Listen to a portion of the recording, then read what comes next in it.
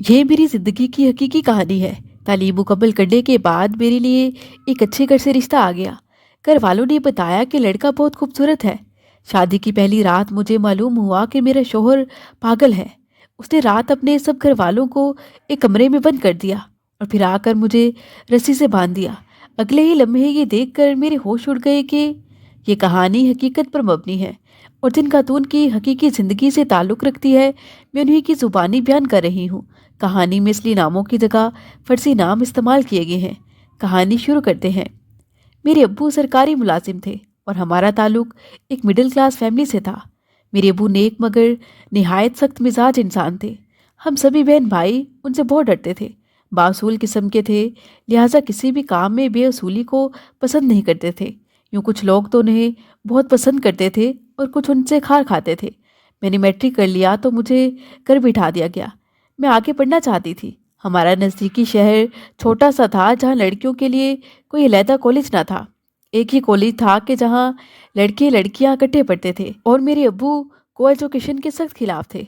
वो यही कहते कि लड़कियों को लड़कों के साथ नहीं पढ़ने देना चाहिए क्योंकि नादानी में वो ऐसी गलतियाँ कर सकती हैं कि जिनका खुमियाजा बाद में वालिदैन को बहुत बुरा भुगतना पड़ता है। मैंने मैट्रिक अच्छे नंबरों से पास किया था। यूँ मुझे आगे भी पढ़ने का तो बहुत शौक़ था मगर अब्बू से इजाज़त न मिल सकी। उन दिनों ये सदमा मेरे लिए बड़ा अज़ियतनाक था। अब बस हरदम घर की होकर रह गई थी तो अक्सर अपनी स्कूल की सहेलियों को याद करती। घर में मेरी भाभी से नहीं बनती थी। पहले और बात थी मगर अब सारा दिन घर रहने पर वो मुझे बार बार बातें सुनाती कि पढ़ तो लिया है, अब किसी काम को हाथ भी लगा लिया करो। मेरे दूसरे दोनों भाइयों की भी शादियां हो गईं। ये नई भाभियां दोनों बहनें थीं। इसी दौरान मेरे कुछ रिश्ते आए मगर अब्बू को कोई भी पसंद ना आया। वो हर रिश्ते में कोई ना कोई खामी निकाल देते थे। वो मेरा रिश्ता भी अपने असूलों के मुताबिक करना चाहते थे। अम्मी उनसे कुछ कहती तो उनसे भी उलझ पड़ते कि बाहर दुनिया मैं देखता हूँ, तुम्हें क्या पता लोगों का, मैं जो कर रहा हूँ ठीक कर रहा हूँ। अब अगर कोई रिश्ता अब्बू को पसंद आ जाता तो वो मुझे पसंद करके ना चाहते या मेरे अब्बू की नुक्ताचीनी की वजह से दोबारा रुख इधर ना कर। यूं ही से एहतियात और मेन मेख में मैं 26 वर्ष की हो गई। अब वालिदा को मेरी बेहद फिक्र लगी हुई थी। वो चाहती थी कि वालिदैन की ज़िंदगी में मैं भी अपने घर की हो जाऊं। ज़िंदगी का क्या भरोसा, उनके बाद न जाने भाभियाँ मेरे साथ क्या सलूक करें। बताती चलूँ कि मैं कबूल सूरत ज़रूर थी मगर बहुत हसीन जमील ना थी। वक्त तेज़ी से गुजरता रहा। एक वक्त आया कि मेरे रिश्ते आने भी बंद हो गए। रिश्ता करवाने वालियों से भी तगो-दो करवाई मगर हर बार कुछ ना कुछ मसला बन जाता। अचानक अम्मी बीमार पड़ गईं। अस्पताल दाखिल करवाया गया मगर अफसोस के इलाज मुआवजे के बावजूद उनकी सेहत बेहतर होने की बजाय गिरने लगी। किसी की कुछ समझ में ना आता था कि उनको क्या हुआ है। बल आखिर एक रोज़ उन्हें खून की उल्टी आई और वो खाल की हकीकी से जा मिली। ये सदमा मेरे लिए जानलेवा था। बता नहीं सकती माँ की मौत से मेरी क्या हालत हुई थी। घर में तमाम अफराद के होते हुए भी माँ के बगैर जैसे मैं अकेली रह गई थी। मुझे शिद्दत से एहसास होने लगा कि अम्मी थी तो सब थे। अब घर में किसी को मेरी कोई परवाह न थी। तन्हाई का ये एहसास मुझे सांप की तरह डसने लगा। भाई अपनी बीवियों के साथ खुश थे। गर्ज हर शख्स अपनी अपनी ज़िंदगी में मगन था। किसी ने मेरा एहसास ना किया। वक्त यूं ही गुजरता रहा जैसे कि मुझे किसी सहेली के यहाँ जाने की भी इजाज़त ना थी। अब मुझे बुरी तरह एक दोस्त गमगुसार जीवन साथी की ज़रूरत महसूस होने लगी। मेरी साथी लड़कियां अपने अपने घरों की हो चुकी थी। ये वो उम्र थी जब हर लड़की अपना घर बसाना चाहती है। वो पूरी तरह शादी के लिए तैयार होती है लेकिन शादी के लिए रिश्ता ना होना बड़ा मसला बना हुआ था। जानती थी कि मम्मी भी ना रही थी। यूँ मैं दुआ करती कि कोई अच्छा रिश्ता आ जाए और मुझे भी जीवन की खुशियाँ देखना नसीब हों। मैं 5 वक्त की नमाज़ पढ़ती थी और दुआ करती थी कि अल्लाह मुझे मेरे घर का कर दे क्योंकि भाभीयों का मेरे साथ सलूक अजीब था। मेरी पीठ पीछे वो सब मेरे बारे तरह तरह की बातें करती थी जिनसे मेरे दिल को ठेस पहुंचती थी। भला आखिर मेरी दुआ कबूल होगी कि उन्हीं दिनों मेरे लिए एक रिश्ता आया। मगर सबसे बड़ा मसला ये था कि वालिद साहब को पसंद आ जाए। लड़का सुलझा हुआ और शरीफ था। मेरे अब्बू को ये रिश्ता मुनासिब लगा। खुदा की करनी के लड़के वालों को भी ये रिश्ता ठीक लगा। बात तय हो गई। वो लोग जल्द मंगनी करना चाहते थे मगर उनका कहना था कि शादी के लिए उन्हें अभी कुछ वक्त दरकार है। जबकि मेरे अब्बू तो यही चाहते थे कि शादी जल्द हो जाए और वो इस फर्ज से सबकदोश हो जाए।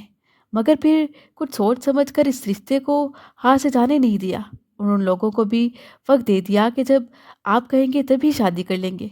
यूं ये रिश्ता तय पा गया। अल्लाह का शुक्र अदा किया, मुझ पर इस तब्दीली का अच्छा असर हुआ था। मैं अब खुश खुश रहने लगी थी। चूँकि एक हसास लड़की थी, इसलिए ये खुशी मेरे लिए बहुत बड़ी थी।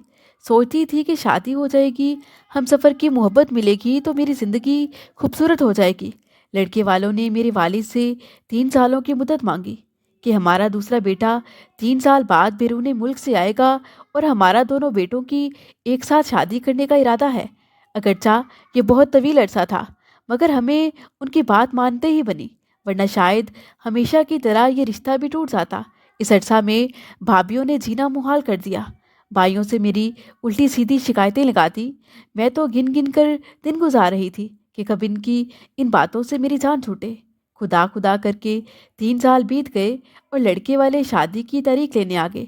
शादी से चंद दिन पहले वो लोग जब हमारे घर आए हुए थे, मेरे वालिद साहब किसी असूली मौक़िफ़ पर उनसे तकरार कर बैठे। ये तकरार बढ़ती गई और अफसोस के ये रिश्ता भी टूट गया। मुझे बेहद रंज हुआ। बाद में मालूम हुआ कि वो लोग बिजली चोरी करके घर के एसी वगैरह चलाते थे और उसके अलावा भी एक दो गैर कानूनी काम था। जब बातों बातों में लड़के के वालिद ने ये बात मेरे अब्बू को फखरिया बताई तो वो नाराज़गी का इजहार कर बैठे। उनका कहना था कि ये गलत काम है, आप लोग बिजली चोरी करते हैं और दीन इस्लाम में तो चोरी सबसे बड़ा गुनाह है, ये असूल के ख़िलाफ़ है। आप लोग अपनी इस्लाह कर लें और आइंदा इस तरह ना करें। उन लोगों को मेरे वालिद साहब की ये तकरार नागवार गुजरी। बहस शुरू हो गई जो इतनी बड़ी कि मेरा रिश्ता ही टूट गया। सच कहूँ तो अब की बार मैं टूट कर रह गई थी। मैं शदीद सदमे में चली गई। अब के वालिद भी परेशान थे। भाई भी उनसे नाराज़ हुए कि क्या ज़रूरत थी आपको उन्हें अपने असूल बताने की। 3 साल इंतज़ार किया और अब फिर से खाली हाथ ही रह गए। मगर अब्बू अपनी ही सोचों को दुरुस्त ख्याल करते थे। मेरे वालिद अपने मौक़िफ़ पर बिल्कुल पशेमान नहीं थे। खुदा की रहमत जोश में आ गई। मेरी दिल गिरफ्तगी पर अल्लाह ने रहम फरमाया और एक अच्छा रिश्ता आ गया। अब्बू अब मेरा मुरझाया चेहरा देख कर अफसुर्दा हो जाते थे। आने वाले लोगों को खुशामदीद खुशदिली से कहा गया और अहद भी किया कि अब एहतियात से चलूँगा और मामला मज़ीद बिगड़ने नहीं दूँगा। रिश्ता तय हो गया, सबने शुक्र मनाया। मगर बाद में ये बात भी अब्बू की वजह से बिगड़ गई। जिस रोज़ शादी की तारीख मुकर्रर होनी थी, वो लोग हमारे घर आए और तारीख मुकर्रर हो जाने के बाद कहा कि हमें जहेज़ नहीं चाहिए, बस आप हमें लड़की तो जोड़ों में ही दे दें, हमारे लिए यही बहुत है। अब्बू को उनकी अच्छी सोच से बहुत खुशी हुई। भाई और भाभियाँ तो वैसे ही बहुत खुश थे कि अब तो बस जैसे भी करके यही शादी हो जाए। अब असूलन तो यही चाहिए था कि अब्बू किसी शर्त के बगैर मुझे उनके साथ रुखसत कर देते। लेकिन चंद रोज़ बाद मेरे अब्बू के जहन में पता नहीं क्या समाया कि उन्होंने लड़के वालों से कहा कि हमें हक महर में 5 लाख रुपए लिखवाने हैं। उनका ख्याल था कि तारीख मुकर्रर हो गई है, अब लड़के वाले ये शर्त मान ही लेंगे। लड़का अच्छी मुलाजमत पर था, खूबरू और सुलझा हुआ ख़ानदान था। सच तो यही था कि फ़ी ज़माना ऐसे रिश्तों का मिलना और ख़ास तौर पर अब मुझ जैसी लड़की को मिलना मोर्चा ही था। उन लोगों ने अब्बू की शर्त ना मानी। बात बड़ी तो उन्होंने रिश्ता ही तोड़ दिया। घर वालों को तो सिर्फ अफसोस हुआ, मगर मेरे दिल को बुरी तरह ठेस लगी। मैं अंदर से बिल्कुल टूट फूट गई। ये झटका बहुत शदीद था। मैं बीमार पड़ गई। अब की बार भाई भाभियाँ भी अब्बू से उलझ पड़े कि इतना अच्छा रिश्ता था, जहेज़ भी नहीं चाहिए था। वालिदैन तो सहूलत से सोचते हैं और लड़की की उम्र रफ्ता रफ्ता फिसलती जाती है। अब मैं 32 बरस की हो चुकी थी और तब 32 बरस पे लड़कियां शादीशुदा और बाल बच्चों वाली होती थी। अब तो जो आता कहता बुशरा की शादी कब करनी है, इसकी हम उम्र मेरी बेटी के तो 4 बच्चे हैं। भाभियाँ अलग से ताने देती कि तू सारी ज़िंदगी हमारे सर पर ही पड़ी रहेगी। इन हालात ने मुझे बोसीदा कर दिया था और मैं वक्त से पहले बूढ़ी नज़र आने लगी थी। इसके साथ ही मैं ज़हनी तौर पर इतनी डिस्टर्ब हुई कि ज़्यादातर खामोशी रहती। अब भाभियाँ मुझे कहती कि फ़लाँ काम करो, मेरे बच्चे पकड़ो। मैं कमरे में जाकर लेट जाती। जब मिजाजन चिड़चिड़ी हुई तो लोग बात करने से भी कतराने लगे। हालांकि मैं पूरे मोहल्ले में खुश मिजाजी के तौर पर जानी जाती थी और एक मुनफरिद शख्सियत की मालिक थी। मेरे साथ वाली लड़कियों की शादियां हो चुकी थीं। जब उनके बारे में सुनती तो एहसास महरूमी से निडाल हो जाती। मुझसे लड़की की दिली कैफियत से सिर्फ वही लोग वाकिफ़ हो सकते हैं जो खुद इस कैफियत से गुजरे हों, जब घर में आपका कोई गम गुसार ना हो और शादी की उम्र भी निकलती जा रही हो। मेरे बने बनाए रिश्ते वालिद साहब की कोताह अंदेशी से अंधेरे में डूब गए। अब जब मोहल्ले में किसी लड़की की शादी होती और शहनाइयों की गूंज मेरे कानों में गूंजती, तो मैं इस कदर डिप्रेशन का शिकार हो जाती कि हफ्तों किसी से ना बोलती। भाभियाँ मुझे बोलती जाती मगर मैं किसी को जवाब न देती। घंटों आईने के सामने खड़ी सोचती कि क्या वो लड़कियाँ कोई काफ की परियाँ हैं, मैं भी तो उनके जैसी ही हूँ। भाइयों को मेरा वजूद बोझ लगने लगा था। वो चाहते थे कि किसी तौर मैं अपने घर की हो जाऊँ और ये घर में रोज़ रोज़ होने वाले फसाद ख़त्म हो, मगर वो सिर्फ अब्बू के डर की वजह से चुप रहते थे। भाभियाँ सरगोशियाँ करती कि हमारे ससुर ने इसे नहीं ब्याना, ऊपर से बाप बेटों से कहता है कि हर माँ बहन को खर्चा भी दिया करो। अरे हमने क्या अपने बच्चों के बारे कुछ नहीं सोचना? हम अपने बच्चों पर क्या कुछ ना खर्च करें? एक रोज़ मैं कंघा कर रही थी, जब आईने में गौर से देखा तो बहुत से बाल चांदी की तरह चमकते नजर आए। तब मेरे आंसू टप टप आंखों से बह निकले। माँ की शिद्दत से याद आई, दिल से आ निकली। काश अम्मी आप जिंदा होती तो शायद वक्त पर मुझे अपने घर का कर देती। बुरे दिनों में साया भी साथ छोड़ जाता है। अब्बू तो फिर उम्र के इस हिस्से में थे कि जब आदमी की सांस का भरोसा नहीं रहता। एक रोज़ घर से बाहर सौदा सल्फ लेने गए और रास्ते में उनको दिल का दौरा पड़ गया। वो अपने खाल के हकीकी के पास चले गए। वो जैसे भी थे, मगर उनकी ज़ात इस घर में मेरा वाहिद मजबूत सहारा थी। उन्हीं के सबब घर में सब मुझे बर्दाश्त कर रहे थे। मुझे लगा किसी ने मेरे सर से छत गिरा दी हो और अब मैं बड़ी दोपहर में खुले आसमान तले जल रही थी और साया करने वाला कोई ना था। उनके इंतकाल के बाद भाभीयों की बन आई। वो खुलम खुला मेरी मुखालफत पर उतर आईं। पहले तो ज़्यादा ज़ेरे लब उड़बड़ाती थी, मगर अब ऊंचे और तीखे लहजों में बरमला मुझे बुरा भला कहने लगी। भाई मेरे सामने बार बार महंगाई का रोना रोते तो भाभियाँ शोहरों से कहती, हमारे बच्चे हैं, हम बच्चे संभालें या घर का काम करें? इसका भी तो फ़र्ज़ बनता है कि काम करे और घर संभाले। ये सारा दिन पलंग तोड़ती रहती है, इतनी उम्र हो गई है, अब इसकी शादी तो होने से रही। जब हमारे साथ ही रहना है तो हमारे साथ घर भी संभालना होगा। ये अल्फाज चलते हुए अंगारों की तरह मेरे कानों में पड़ते, तब जी चाहता कि मर ही जाऊं। आखिर जीने का भी क्या फ़ायदा? उम्र रसीदा हो चुकी हूँ, अब मज़ीद रिश्ते तो आने से रहे। एक रोज़ मैं सख्त मायूसी के आलम में जाए नमाज पर बैठी थी कि हमारी पड़ोसन के साथ कुछ औरतें आ गईं। पड़ोसन ने बताया कि यही लड़की है जो जाए नमाज पर बैठी है, बहुत अच्छी लड़की है। वो कुछ देर बैठी रहीं और फिर आगाह कर दिया कि हमें लड़की पसंद है। सूखे धानों पर पानी पड़ा कि वो लड़के की तस्वीर भी साथ लाई थी। नाम मुजम्मिल था, तस्वीर में खूबसूरत लग रहा था। इतवार का दिन था, भाई भी घर पर थे। उन्होंने लड़के की तस्वीर देखी तो मुतमईन हुए। कहा कि एक दो रोज़ तक जवाब दे देंगे। वो लोग लड़के के यहाँ गए। सभी लोग बाइखलाक थे, अलबत्ता लड़के से ना मिले कि वो दूसरे शहर गया हुआ था। भाई लोगों ने भी उधर ही हाँ में जवाब दे दिया। यूँ बगैर छानबीन के ये रिश्ता मंजूर कर लिया गया, शायद ये सोच कर कि अब रिश्ते आने से तो रहे। लड़के वाले जल्द शादी करना चाहते थे। मुजम्मिल के भाई भाभी बार बार हमारे घर आने लगे, मेरी बेहद तारीफ़ें करते। उसकी माँ मुझे गले लगा कर प्यार करती कि अब से मुझे ही अपनी माँ समझो। ये उन्होंने अपने आला इखलाक से मस्त लड़के की तस्वीर दिखाकर शादी की तारीख भी रखवा ली। उन्होंने भी कहा कि बस लड़की ब्याह दे और हमें किसी चीज़ की ज़रूरत नहीं, घर में अल्लाह का दिया सब कुछ है। मैं चाहती थी कि मेरे भाई भाभी एक बार लड़के को ज़रूर देखें, उससे मिलें, फिर ही शादी की तारीख दें। मगर घर वालों को भी जल्दी थी कि बार बार रिश्ते टूटने से एक खौफ सा उनके दिलों में भी बैठ चुका था। वो नहीं चाहते थे कि इस बार भी कोई मसला बने। भाभियाँ भी कहती कि अब्बू की तरह नुक्ताचीनी नहीं करिएगा, अगर ये रिश्ता टूटा तो लाजमन फिर दोबारा कोई रिश्ता नहीं आने वाला। वो रोज़ भी आ गया जिस रोज़ मेरी बारात आनी थी। शादी में सिर्फ दुल्हा की फैमिली, उनके चंद रिश्तेदार और हमारी फैमिली थी कि एक तरह से ये निकाह ही था। मैंने सुबह उठकर नाश्ता किया, कमरे में आई कि पार्लर जाने के लिए सामान इकट्ठा कर लूँ, मगर न जाने मुझे खौफसा महसूस हुआ। अम्मी अब्बू की याद भी शिद्दत से आ रही थी। मैं बुरी तरह से रो दी। रोते हुए मुझे यूँ लगा जैसे मेरे जिस्म से जान निकलती जा रही हो। भाई मुझे चुप कराने आए, मगर मेरी हालत गैर होती जा रही थी। छोटा भाई और भाभी मुझे नज़दीकी क्लिनिक ले गए, जहाँ डॉक्टर ने बताया कि बीपी बहुत ज़्यादा लो हो गया है, इसी बायस ये बेहोश हुई हैं। उन्होंने मुझे इंजेक्शन लगाया, दवाई दी, मगर मेरी हालत ठीक होने के बजाय मज़ीद ख़राब होगी।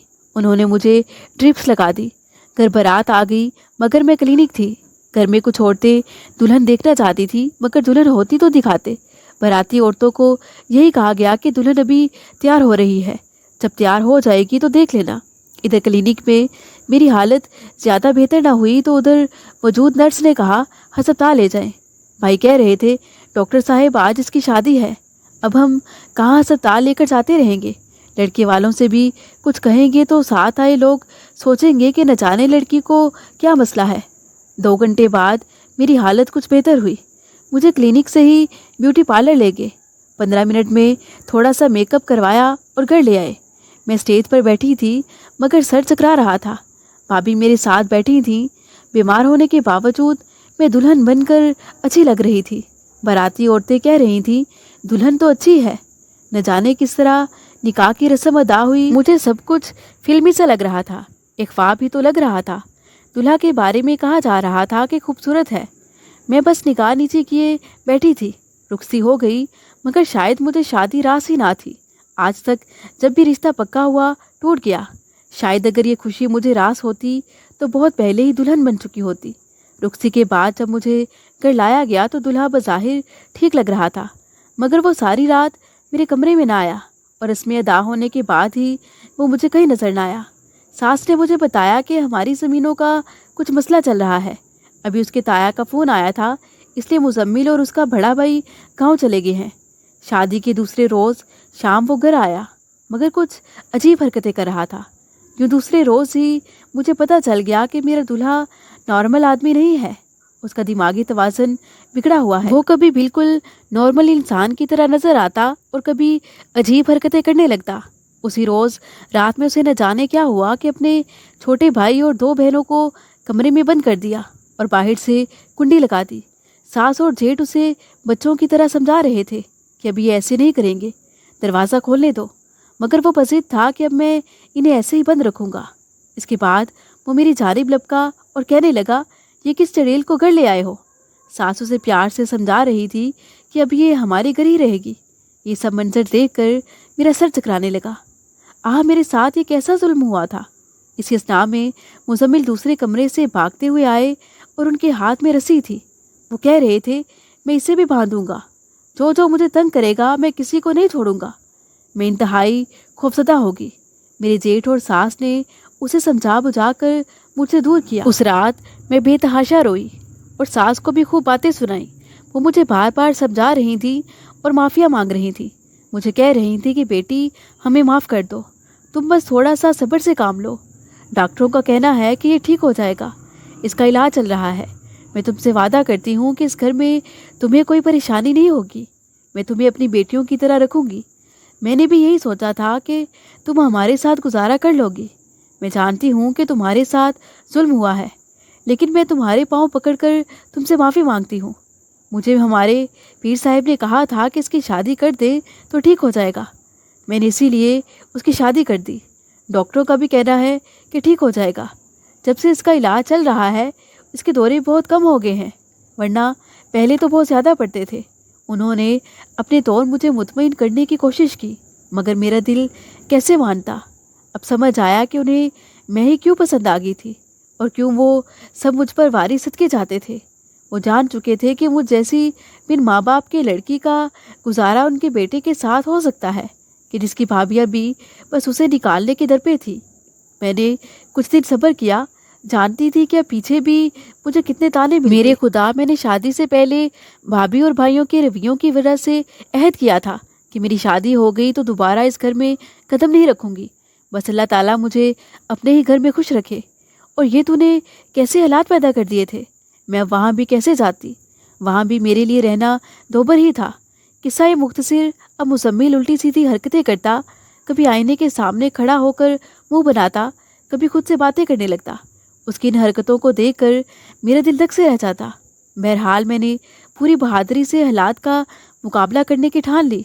बजाय ठीक होने के रफ्ता रफ्ता उसकी अब नॉर्मेलिटी बढ़ने लगी। یا پھر مجھ پر اس کی ذہنی کیفیتوں کا پر زیادہ کھلنے لگا۔ میرے دل کا پھول جو کھلنے کی چاہ میں تھا کھلنے سے پہلے مرجھانے لگا۔ البتہ گھر والے مجھے سر آنکھوں پر رکھے ہوئے تھے۔ ہفتہ بعد میرے بھائی اور بھابیاں ملنے آئے تو ساس نے مجھے سمجھانا شروع کر دیا کہ بیٹا ابھی انہیں کچھ مت بتانا۔ میرے سسرال والوں نے دلہا کو زیادہ دیر ان کے پاس بیٹھنے نہ دیا کہ جانے کب دورہ پڑ جائے اور سارا بید کھل جائے۔ میں بھی مہر بلب تھی، کچھ سمجھ نہ آتا کہ کیا کروں۔ بھائیوں نے کہا کہ ہم بہن اور مزمل کو بھی ساتھ ہی لے جاتے ہیں، ان کی دعوت کرنی ہے، بعد میں تو آنا ہمارے ساتھ ہی چلے۔ مگر میرے سسرال والے ٹال مٹول کٹے لگے۔ اتنے ہوئے دوسرے کمرے سے چیزیں گرنے اور توڑ پھوڑ کی آوازیں آنے لگی۔ میرے گھر والے چونک گئے۔ بھائی مجھ سے پوچھنے لگے مگر ساس میری طرف اور میں ان کی طرف دیکھ رہی تھی۔ اتنے میں شور مچ گیا کہ مزمل نے ٹی وی توڑ دیا ہے۔ ملازمہ نے آ کر بتایا تو میری نند کے گھونڈنے پر وہ چلی گئی۔ پھر ساس نے بات بنائی کہ مزمل ٹی وی ٹیبل پر رکھ رہا تھا کہ ہاتھ سے گر گیا، لیکن ایسی باتیں بھلا کب چھپتی ہیں۔ میرے گھر والوں کو اندازہ ہو گیا کہ دال میں ضرور کچھ کالا ہے۔ بھائی نے مجھ سے پوچھا کیا تم گھر چلنا چاہتی ہو؟ میں نے ہاں میں گردن ہلا دی۔ تب بڑے بھائی نے کہا کہ مزمل بھی ساتھ چلے۔ اس پر میری ساس بولی کہ دراصل کل ہمارے زمین کے مقدمے کی پیشی ہے، اس لیے مزمل کو کورٹ جانا ہے، وہ آج نہیں جا سکے گا، مگر پیشی کے بعد دلہن کو لینے آ جائے گا۔ میں بھائیوں کے ساتھ پیکے آ گئی۔ اب سب گھر والوں نے مجھے گھیر لیا کہ بتاؤ کیا معاملہ ہے، مزمل ٹھیک تو ہے؟ میں نے رو کر بتا دیا کہ پہلے دن تو بالکل نارمل تھا، دوسرے روز سے ان کا رویہ اچانک اب نارمل ہو گیا، جیسے کوئی دورہ پڑ گیا ہو۔ عجیب و غریب حرکتیں کرنے لگا، کبھی الٹے سیدھے اشارے، کبھی خود سے باتیں۔ یقیناً وہ ذہنی طور پر ٹھیک نہیں ہے، خدا جانے کس وجہ سے ہیں، یہ تو ان کے گھر والوں کو ہی پتہ ہوگا، مگر وہ ٹھیک نہیں ہیں۔ وہ کہنے لگے ہمیں تو اس روز ہی شک ہو رہا تھا کہ لڑکے کو کوئی مسئلہ ہے، مگر خاموش رہے کہ اب بے عزتی ہوگی۔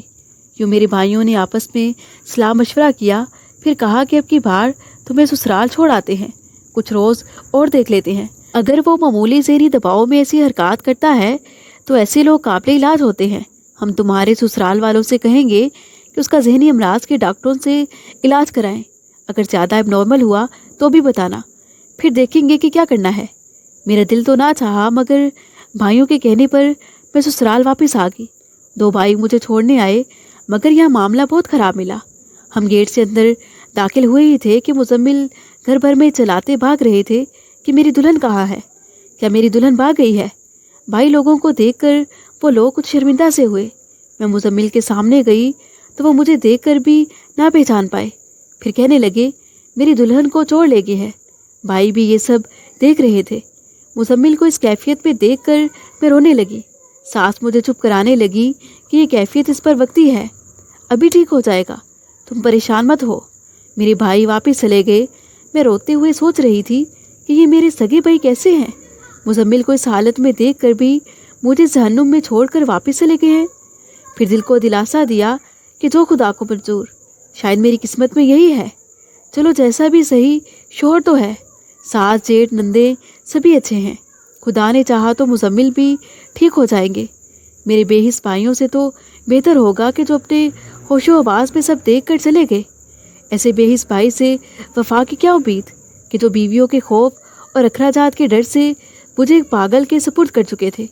میں نے حالات کا بہادری سے مقابلہ کرنے کی ٹھان لی اور حالات سے سمجھوتا کر لیا، مگر خدا کو شاید میری بہادری بھی اچھی نہ لگی۔ مزمل کا پاگل پن روز بروز بڑھنے لگا، بلکہ یہاں تک کہ خطرناک صورت اختیار کرنے لگا۔ ایک بار تو وہ رات کو اٹھ کر مجھ پر تشدد کرنے لگا۔ میں چینکی تو سانس چھڑانے کو دوڑی۔ اب کبھی گلاس اٹھا کر مجھے مار دیتا تو کبھی جو چیز ہاتھ میں ہوتی وہ مار دیتا، کبھی کپڑوں پر کوئی گندی چیز پھینک جاتا، کبھی میرے کمرے کی لائٹ اور پنکھا بند کر دیتا کہ گرمی میں ہی سو جاؤ، کبھی ٹھیک بھی ہو جاتا، بھائی پوچھنے نہ آتے۔ عجیب زندگی تھی میری، میں بھی کیا قسمت لے کر پیدا ہوئی تھی۔ دنیا میں کیا کوئی ایسی بھی لڑکی ہوگی کہ جس کی میرے جیسی تقدیر ہوگی؟ اتنی بار رشتے ٹوٹے، شادی اور گھر آبادی کی دعائیں مانگتے مانگتے سر میں سفیدی آ گئی، اور جب رشتہ ملا تو کیسا کہ نصیب ہی پھوٹ گئے۔ اب جب ساس مجھے صبر کی تلقین کرتی تو جی چاہتا کہ اس بڑھیا کا منہ نوچ لوں۔ قصور مزمل کا تھا اور نہ میرا، قصور سراسر اس عورت کا تھا کہ جس نے میرے ساتھ دھوکہ کیا۔ اور اب کہتی تھی کہ میں نے مزمل کی شادی اس لیے کی تھی کہ پیر صاحب اور ڈاکٹر دونوں نے کہا تھا کہ اس کی شادی کر دو، اس کے دماغ کا خلل خود ٹھیک ہو جائے گا۔ اس اذیت و کرب سے گزرتے ہوئے جب پورا 1 سال بیت گیا، اب میں شدید بیمار پڑ گئی۔ 22 پورے عرصے کے دوران صرف 3 بار مجھ سے ملنے آئے۔ اب میرے صبر کا پیمانہ لبریز ہو گیا تھا۔ سوچتی تھی کہ اس سے تو بلا تھا کہ شادی ہی نہ ہوتی، میں بغیر سہاگ کے اچھی تھی۔ ایک روز مزمل نے خلل دماغ کے تحت حد کر دی۔ اس نے پہلے مجھے برتن اٹھا کر مارے، پھر بازو سے پکڑ کر گھر سے باہر دھکیل دیا کہ جاؤ تم منحوس ہو، جب سے اس گھر میں آئی ہو تم نے کسی چڑیل کو میرے سر پر چڑھا دیا ہے۔ وہ روز میرے بال نوچتی ہے اور مجھے مارتی ہے، دانت نکال کر ڈراتی رہتی ہے، اور تم ہو کہ اس کو میرے سر سے اترنے ہی نہیں دیتی۔ میں گھر کے باہر اس طرح گری کہ سر پر دوپٹہ تھا اور نہ پیروں میں جوتی۔ ساتھ والے پڑوسی نے جب مجھے یوں دیکھا تو اپنے گھر لے آیا۔ اس کی بیوی نے مجھے اپنا دوپٹہ اور جوتی دی اور تسلی دی۔ اس کا کہنا تھا کہ اب حد ہو چکی ہے، میں تمہیں مشورہ دوں تو تم ان لوگوں کے ساتھ مت رہو، آخر کب تک برداشت کرو گی؟ تم اپنے بھائیوں کے گھر چلی جاؤ۔ میں نے کہا آپ میرے بھائیوں کو فون کر کے تمام احوال سے آگاہ کر دیں تاکہ وہ آ کر مجھے یہاں سے لے جائیں۔ پڑوسی نے فون کیا اور تمام حالات بتائے۔ بھائیوں نے کہہ تو دیا کہ وہ آ رہے ہیں، مگر حیرت کہ وہ نہ آئے۔ دوبارہ فون کیا تو بڑے بھائی نے کہا کہ میری اس کے سسرال والوں سے بات ہو گئی ہے، اسے کہو کہ سسرال چلی جائے۔ یوں 1 ہفتہ گزر گیا، تب پڑوسی بھی کہنے لگا کہ ہم زیادہ دن آپ کو نہیں رکھ سکتے۔ مزمل کے والدین پہلے ہی مجھ سے خفا ہیں، ان کا کہنا ہے کہ ہماری بہو کو سمجھاؤ کہ وہ گھر لوٹ آئے۔ ابھی تک تو میں یہی کہہ رہا ہوں کہ وہ نہیں مان رہی۔ مجھے تو لگ رہا کہ وہ ہم سے جھگڑا کریں گے، بہتر ہے کہ آپ واپس گھر چلی جائیں۔